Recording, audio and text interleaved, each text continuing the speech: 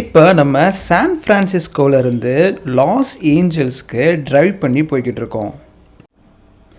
இதோட மொத்த distance 382 miles, கிட்டத்தட்ட 650 கிலோமீட்டர்ஸ். மொத்தம் 6லேருந்து ஒரு 8 மணி நேரம் ஆகும் டிரைவ் பண்ணுறதுக்கு. இந்த வீடியோவில் நான் டூரிஸ்ட் ஸ்பாட்ஸ் எதுவும் நம்ம பார்க்கல, ஜஸ்ட்டு ட்ராவல் பண்ணுறதை மட்டும்தான் காட்டுறேன். ட்ராவல் பண்ணுறது நிறைய காட்டினா போர் அடிக்கும், அதனால் இந்த வீடியோ ரொம்ப ஷார்ட்டாக தான் இருக்க போகுது.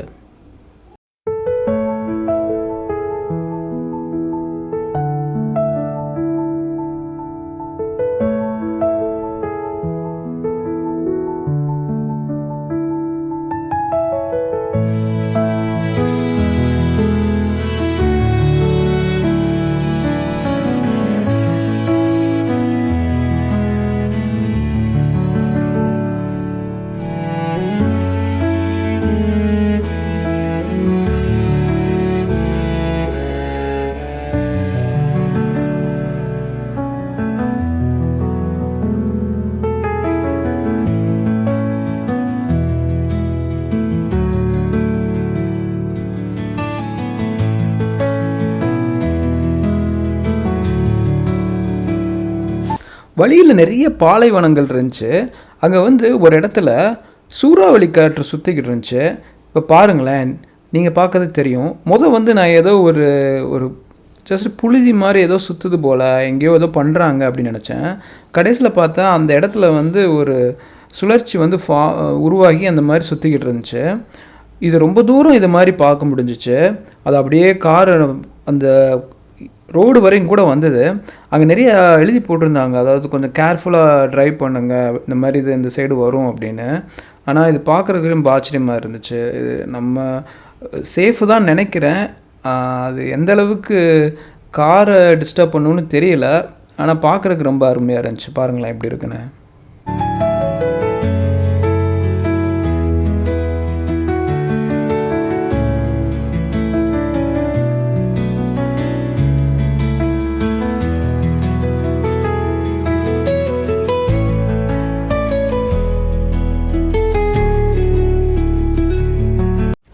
ஊருக்குள்ளே வந்துட்டோம். அங்கே ஒரு ஷாப்பிங் சென்டர் இருந்துச்சு.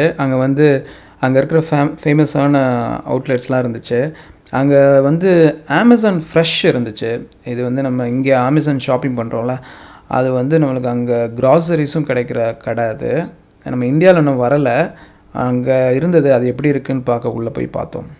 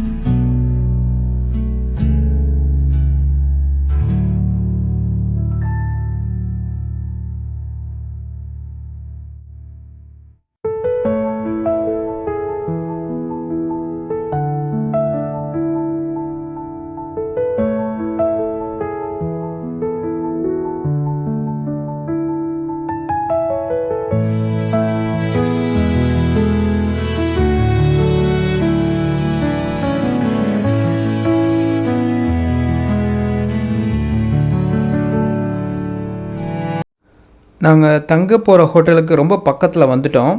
ஸோ இங்கே உள்ளே பார்க் பண்ணிவிட்டு ரெஸ்ட் எடுத்துகிட்டு இன்னும் 2 நாள் இங்கே இருப்போம். 2 முக்கியமான இடத்துக்கு போகிறோம்.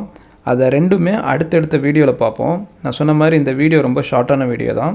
அடுத்தடுத்த வாரம் வர வீடியோவில் 2 சூப்பரான இடம் லாஸ் ஏஞ்சல்ஸில் பார்க்குறோம். அதுக்காக வெயிட் பண்ணிக்கிட்டு இருங்க. அது வரைக்கும் பை பாய்.